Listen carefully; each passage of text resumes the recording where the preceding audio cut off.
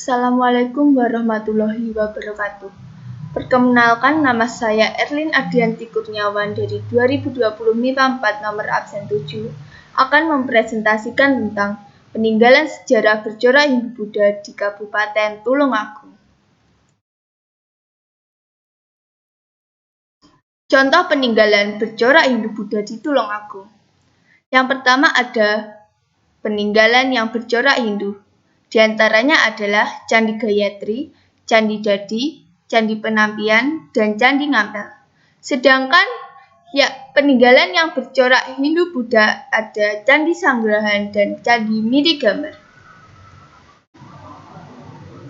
Yang pertama ada Candi Gayatri. Candi Gayatri ditemukan oleh masyarakat tahun 1914 dalam timbunan tanah. Candi Gayatri merupakan reruntuhan candi Hindu yang berada di Desa Boyolangu, Kecamatan Boyolangu, Kabupaten Tulungagung, Jawa Timur.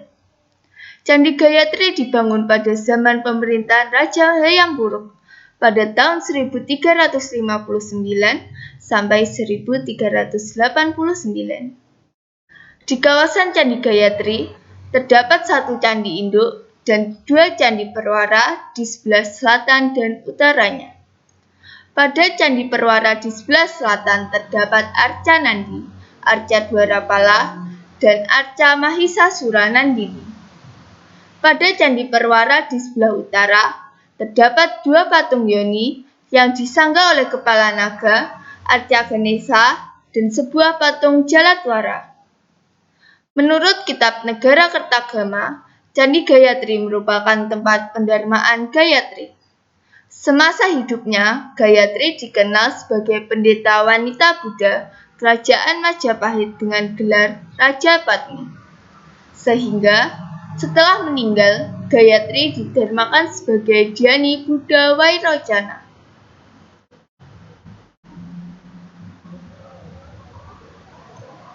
Berikut ini adalah gambar Candi Gayatri.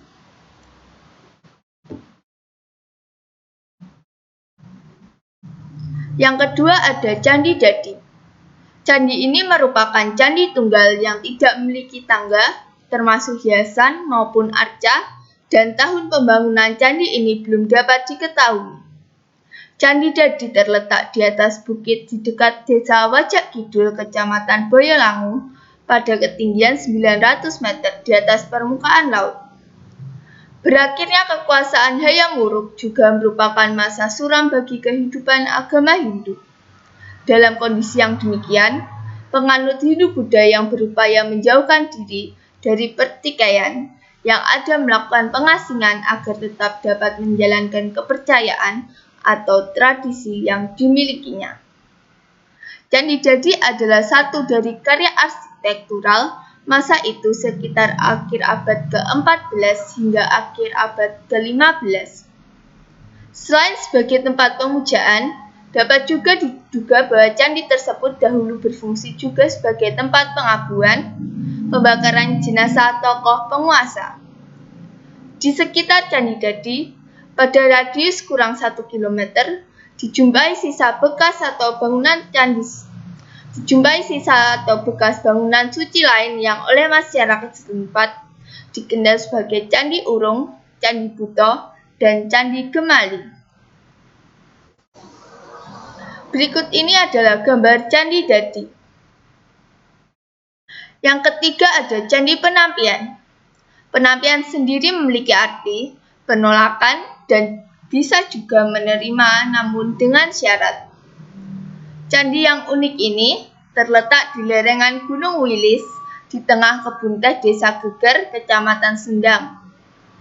Candi Penampian adalah candi Hindu kuno peninggalan Kerajaan Mataram kuno yang dibangun pada tahun 820 Saka atau 898 Masehi.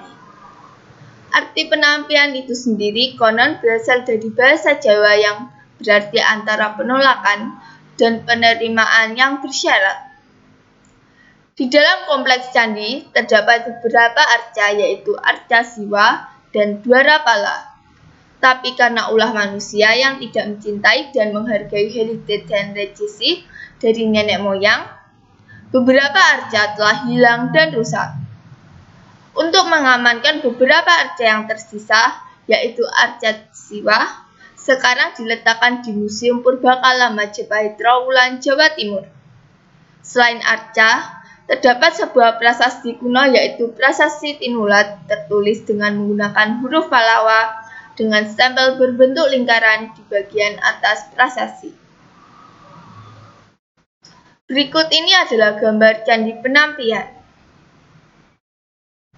Yang keempat ada Candi Ngampel. Candi Ngampel sendiri terletak di Desa Joho, Kecamatan Kalidawir.